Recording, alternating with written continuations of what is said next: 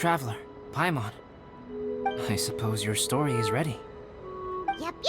How about you? Do you need some more time? No need.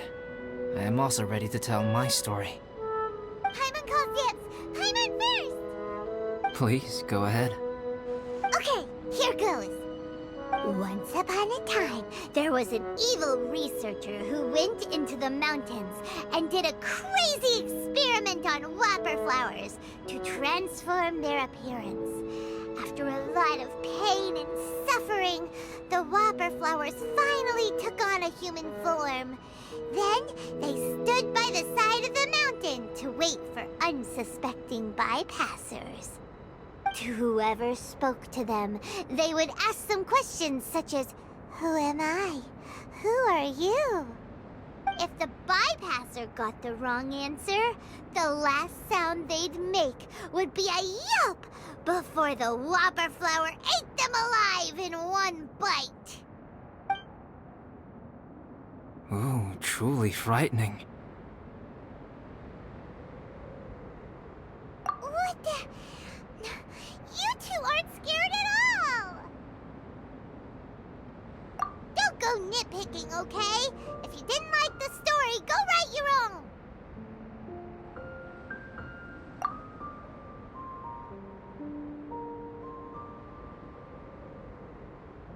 In other words, the whopper flowers would ambush and then completely replace their victims. And then what? Go back to where the person lives? Enter their home? Eat their whole family? Paimon made up this story, but now Paimon's the one who's scared by it. It's a good story. May I write it down? I may bring it up in future conversations. What for?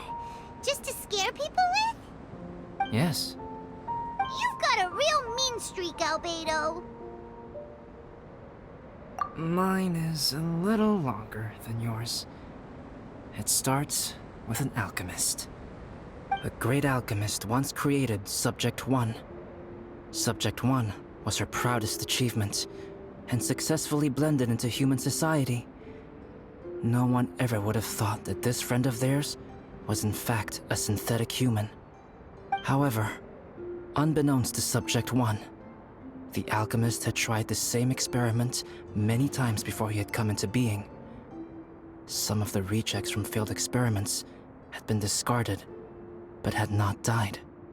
Subject 2 was one such failed experiment. He was swallowed by a great dragon that came to rest upon a snow-swept mountain. Many years later, he was resurrected by the dragon's mysterious power. He saw all kinds of people on the mountain, including Subject 1, who had somehow miraculously blended in among them. Never in Subject 2's wildest imagination had he thought it possible for experimental life forms such as they to deceive everyone so successfully. He saw the way humans accepted Subject 1 as a friend, witnessed their affection as they addressed him by name. This was what Subject 2 wanted. Now, all that Subject 2 desired was to replace Subject 1 and take the joy of his existence for himself. This is giving Paimon the chills. So scary. Subject 2 began to unfold his plan. He stole Subject 1's books and notes and studied all that Subject 1 had learned from the alchemist. Subject 2 was highly intelligent, and he learned quickly. He changed his face into an exact replica of Subject 1's face. Then, he found a plant with mimicry capabilities and transformed it using dragon blood and alchemy. And so, not only did Subject 2 transform his own appearance to perfectly match that of Subject 1, he also created a third entity, Subject 3. What? There's 3 of them now? But Subject 2 wanted to become a perfected human. So, he erased a mark on both his and Subject 3's necks, for these marks were symbols of imperfection. In my view, it was probably a subconscious act, an instinct. He so desperately craved to become a perfect human being that he forgot something. Human beings are defined by their flaws. Subject 2's plan was meticulously crafted. Subject 3 would draw Subject 1's attention. After Subject 1 disposed of Subject 3, he would assume the threat had now disappeared and would let his guard down. The next moment that Subject 1 was alone, Subject 2 would make his move. He would eliminate Subject 1 and become the only one remaining. He would secretly replace the Subject 1 of everyone's memories and inherit his identity, residence, clothing, sword, name, and friends. People would have no idea that the individual they knew had become somebody else from one day to the next. This is way too scary. Paimon's never gonna be able to trust anyone again. But just before Subject 2 could carry out his plan, a unique stranger entered the mix. Subject 2 tried to make contact with this person, but found that they could somehow sense he was different from Subject 1. What's wrong? Are you scared? What happened then? What happened to the stranger? He became a new stage in Subject 2's plan. One more person that Subject 2 had to dispose of. It's as if there were 3 identical roses in a garden. Only one of the 3 was a fine specimen, while the other 2 were defective specimens that bore poisonous thorns. In all the world, only the gardener who tended to them could tell which was the good specimen. People do not like poisonous plants. Only a perfect rose can fetch a high price. If the inferior specimens wanted to conceal the fact of their worthlessness, they would have to take the gardener out of the picture, using their poisonous thorns. This is exactly what Subject 2 was thinking. So, he hid in the shadows and waited patiently. Maybe soon, he would get his chance to become truly human.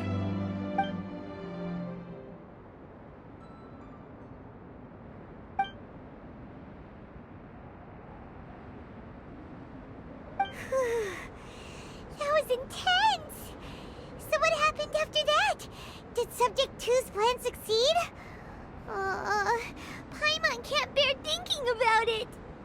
Fortunately, it is just a story. And even in this story, Subject 2 did not succeed. But you can never let your guard down on Dragonspine. Monsters mutated with Durin's power and blood are also creatures of Rhine-Daughter, just like me. You must beware of all such creatures. I'm glad to hear that. It's okay. I know what I am. You and I are both different, so there is no need for me to hide the truth from you. The only thing is that sometimes, when I think about how mighty the power of alchemy is, I feel so small. As beings who set foot in this world, how arrogant are we in desiring to control our destiny, and in desiring to create? Is creation an arrogant act, traveler?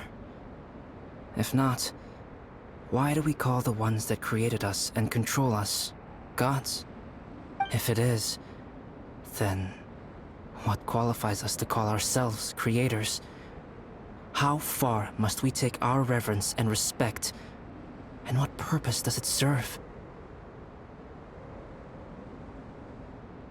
Nothing special, but whenever I think about it, I feel a twinge of grief. Poor Albedo. Hello? Traveler, are you here? Hey, is that Amber? Thought we might find you here. We're here to deliver a message from Cyrus. There's gonna be a big event down at the base camp, and they want you there too, Traveler.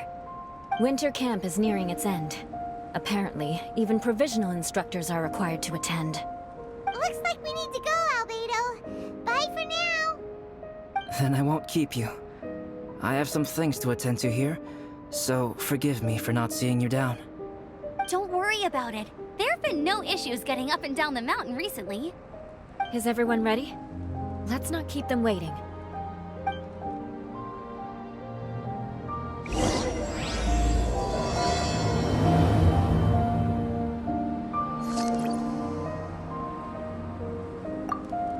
Go ahead. You're one of their instructors, no?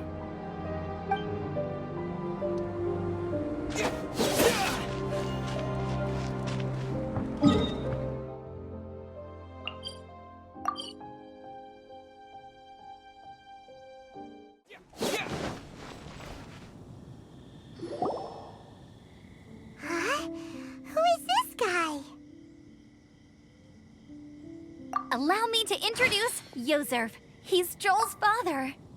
Dad, this is that traveler I was telling you about.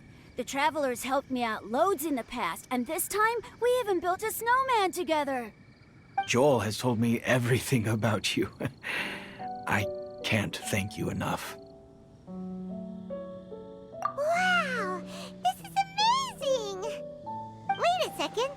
Why is Cyrus discreetly wiping tears away? And what is Pallid doing here? Pallid is the hero of the hour this time. Go on, Pallid. Tell us what happened in your own words. Okay. The weather was fine on that fateful day, and I had a feeling that Lady Luck was smiling down on me. So I trusted my gut and set off to explore somewhere new, somewhere dangerous. Because where there is great danger, there is also great treasure. Why does this sound so hard to believe? But I had only been away from the group for a short while when I fell down a slope and just started rolling. Uh-oh. Did my bad luck rub off on him when we ran into each other on the mountain? The place I fell to was somewhere I didn't recognize, and I'd sustained a few injuries. I remember thinking to myself, this is the worst luck I've ever had in my whole life. Then I met Yozerf. He'd heard the sound of me falling and came out to see what was going on. Huh? Wow, so it was completely by chance then. I thought he must have been someone from the Adventurers Guild here for the event, but after a few words of conversation, it was clear that he was having memory problems. He didn't even know his own name. The temperature was freezing, and there was no time to deal with all that there and then, so I convinced him to come back to the camp with me and figure everything else out after we got there. We got back to the camp, ran into Joel, and the moment he saw him, he froze for a second with this completely stunned expression on his face, and then he started crying out, "Dad! Dad!" That's when Yozerf suddenly started to remember. My memory has still not fully recovered, but Joel and his mother, they are the only ones that I will not, no, that I cannot forget. Daddy. Daddy's right here, Joel. Daddy's right here. Yozerf, don't you remember anything else at all? The poor princess, feeding the foxes? I'm sorry. I have no recollection. Maybe it's because of the head trauma. I'm not sure. I woke up and found myself covered in blood. My things were gone, and there was nothing to indicate who I was or how I got there. I crawled into a cave and settled in for a slow recovery. After my legs and feet were a little better, my hunting skills were what kept me alive. Dad, I was so worried about you. I'm all right now, Joel. Oh, don't cry. Daddy's not going anywhere. I'm here to stay. Oh, this is good. This is good.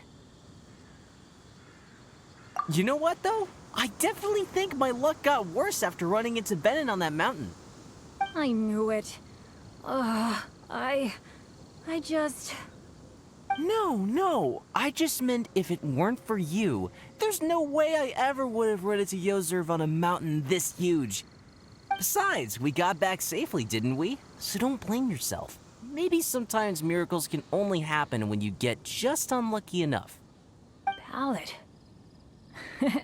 When did you become such a smooth talker, huh? Huh? Am I? I was just telling the truth. Oh, yeah. I want to say thank you to the Traveler, Uncle Cyrus, Auntie Eula, and Auntie Amber. Thanks, everyone. You all helped look after me, and I will always remember it. But I guess I can't take the snowman with me, or it'll melt once it leaves Dragonspine. It's such a shame. Oh, I can help with that. One moment. Huh? Eula? Here, take this. It's powdered rime. Just add it to your snowman, and it will never melt. Wow! Really? Oh, this is awesome! You're the best, Auntie Eula! Dad, I have an unmeltable snowman now! How cool is that? How can I ever repay you all? Thank you all. Thank you, from the bottom of my heart. Dad, I want to go move the snowman. Can we do it now, please? Okay, I'll be leaving with Joel now. I'm sure I'll see you all another day. Very well, very well. It's time for Pallet and I to have another discussion concerning his breaches of adventurer discipline. Huh? But Cyrus, I think I kind of made up for my mistakes this time, you know? See you guys! Oh, I made this for you and Amber. Think of it as a winter souvenir. Aw, are you sure? This must be really important to you. Come on now, just take it. No need to make such a fuss. Wow! Now our snowman won't melt either! Great! You're welcome. Just keep it. That's all I ask. Amber and I have some business to attend to now. See you later. See you! Everyone's gone. Seems like they've all got their own stuff to do now. Oh! You know what? We've been on Dragonspine all this time, and somehow Paimon still forgot to ask Albedo about how to make a fruit juicifier machine that could keep the juice fresh. Maybe we should try Timaeus again.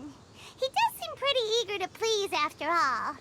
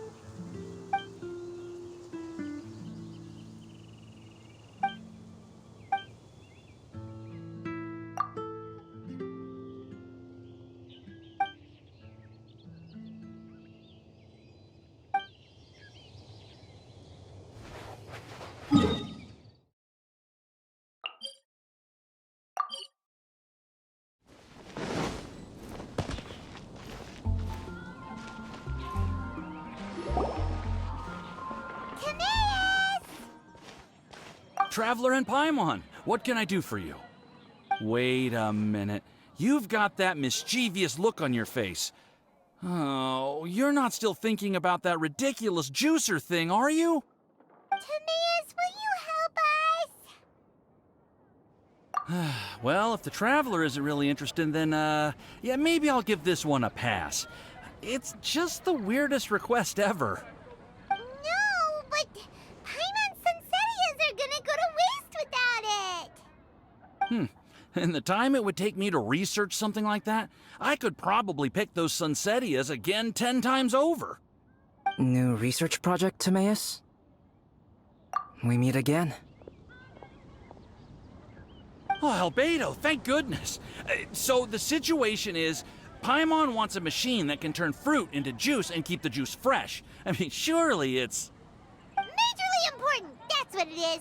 If you can manage to invent this, we'll never have to worry about fruit going bad ever again! That's impossible.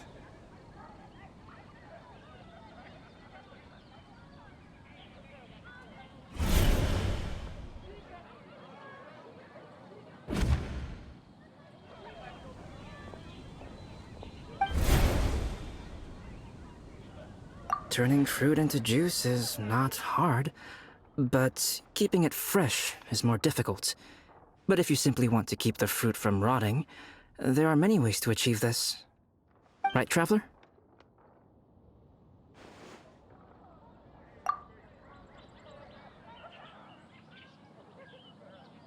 What about his neck? What's wrong? Is there something on my neck? From the look on your face, it's as if you thought I just played a practical joke on you that was in exceedingly poor taste.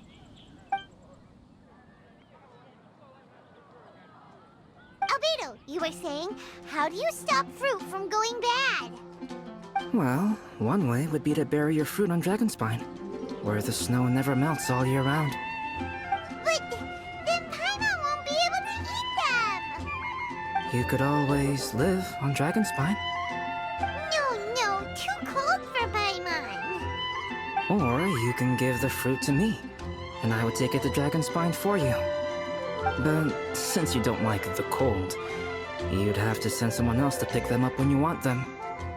This is where you come in, Traveler. Suddenly sounds a lot more feasible with other people doing all the work. Okay then, shall we go with that idea? Fruit buried on Dragonspine will stay fresh for much longer. However, it is also possible that the fruit will sprout and grow into fruit trees. Who knows? Maybe the next time you visit, it will have grown into an orchard. You can water the trees, add fertilizer, and when they finally bear fruit, you will have some fresh sunsettias. No way! Then Paimon will have to be a gardener! That's not the goal here. Oh? Well, I don't think being a gardener is so bad.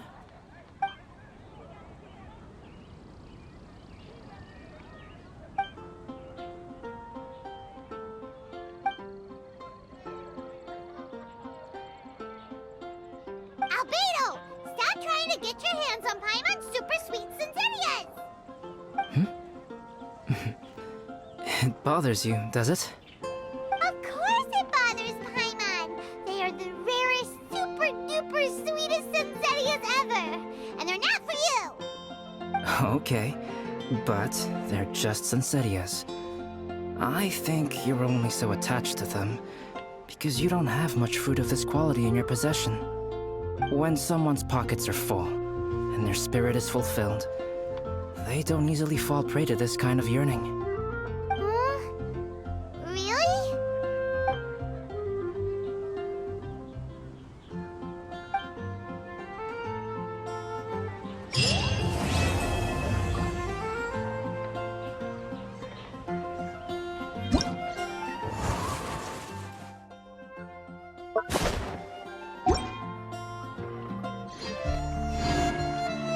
Dragonspine is too cold for ordinary fruit trees to survive. But if, one day, Dragonspine did become home to gardens and orchards, there would be more reasons for people to visit. Perhaps a little life is the key to attracting people. Life may exist in all kinds of unfathomable forms, and in all manner of unthinkable environments. Mysterious, yet tenacious. Perhaps this is what makes life so special.